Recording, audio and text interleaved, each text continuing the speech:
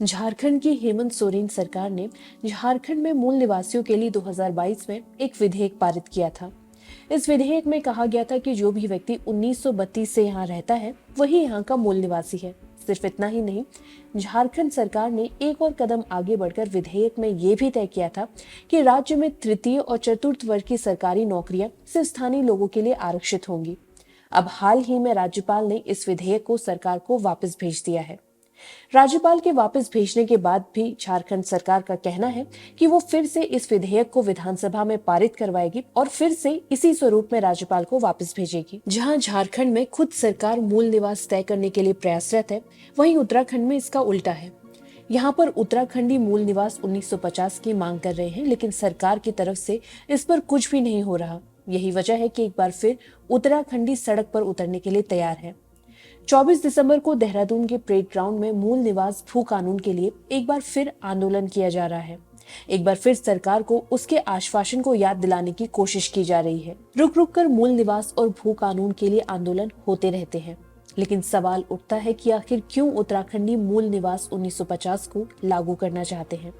सवाल ये भी उठता है कि उत्तराखंडी क्यों भू कानून की मांग उठा रहे हैं। वैसे मूल निवास 1950 की मांग क्या है और क्यों उत्तराखंडी हिमाचल प्रदेश की तरह भू कानून की मांग उठा रहे हैं, इसकी हर एक डिटेल हमने आपको दी है इन 3 रिपोर्ट में, जिसे आप देख सकते हैं। इस रिपोर्ट में हम आपको बता रहे हैं कि आखिर क्यों उत्तराखंड को मूल निवास और भू कानून की जरूरत है।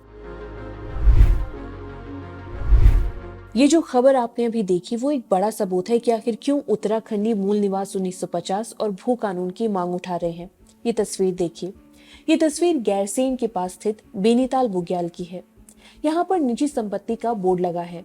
हालांकि तस्वीर को लेकर स्थानीय प्रशासन ने साफ कर दिया कि अवैध कब्जा नहीं है। जानकारी दी गई कि आजादी से पहले बेनीताल बुग्याल की भूमि पर टी स्टेट था। 2015 में सुप्रीम कोर्ट ने भूमि विवाद पर निर्णय लेने के बाद 697 हेक्टेयर भूमि उत्तराखंड सरकार के नाम दर्ज की थी और 21.186 हेक्टेयर भूमि सिरीन बंधुओं के नाम दर्ज हुई। इस जमीन पर सिरीन बंधुओं ने निजी संपत्ति का बोर्ड लगा लिया था।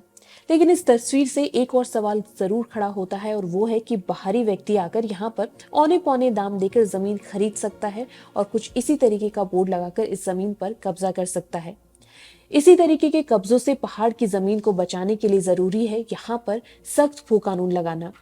उत्तराखंडियों की तरफ से हिमाचल की तरह भू कानून लगाने की मांग उठाई जाने की एक और वजह यह भी है कि जमीन खरीदने के लिए नियम और सख्त हो जाएं और बाहरी व्यक्ति यहाँ की प्राकृतिक संपत्ति पर कब्जा न कर सके। वही मूल निवास 1950 की बात करें तो उत्तराखंड का मूल निवासी कौन है, इसको लेकर राज्य के गठन से ही बहस जारी है। अब मौजूदा व्यवस्था क्या है, इसकी पूरी जानकारी हमने आपको दी है इस रिपोर्ट में, लेकिन फिलहाल इस मांग को उठाने की वजह समझ लीजिए। अगर मूल निवास 1950 की व्यवस्था लागू होती है तो सरकारी भर्तियों और प्रतियोगी परीक्षाओं में उत्तराखंड के मूल निवासियों की प्रतिभागिता बढ़ेगी।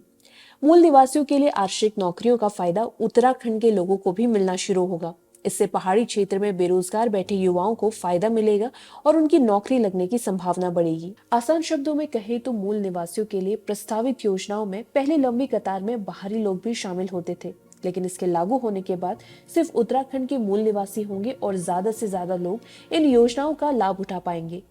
इसके साथ ही उत्तराखंड के जंगल और जमीन भी बचाने में मदद मिलेगी। 24 दिसंबर को रैली का आयोजन कर रहे मूल निवास भू कानून समन्वय संघर्ष समिति के संयोजक मोहित टिमरी ने घुघुती न्यूज से बातचीत करते हुए बताया कि आखिर क्यों मूल निवास की लड़ाई लड़ी जा रही है। आज जो हमारे संसाधन हैं, चाहे वो रोजगार के संसाधन हो, नौकरियां हो, चाहे हमारे ज़मीनें हो, चाहे हमारे जल जंगल ज़मीन के सवाल हो, इसके अलावा और भी तरह के संसाधन, तो हम ये चाहते हैं कि इस पर जो भी अधिकार हो वो मूल निवासियों का हो, जो इस उत्तराखंड की भौगोलिक क्षेत्र में जब हमारा संविधान बना इस देश का 26 जनवरी 1950 को, तब से जो लोग इस भौगोलिक क्षेत्र में रह रहे हैं तो वो यहाँ के हम मूल निवासी उनको मान रहे हैं और इस आधार पर हम ये मांग कर रहे हैं कि उनको इन सारे संसाधनों को लाभ दिया जाए। देखिए, मूल निवास 1950 के लागू करने की मांग का ये मतलब बिल्कुल नहीं है कि उत्तराखंडी बाहरियों को अपने प्रदेश से भगाना चाहते हैं।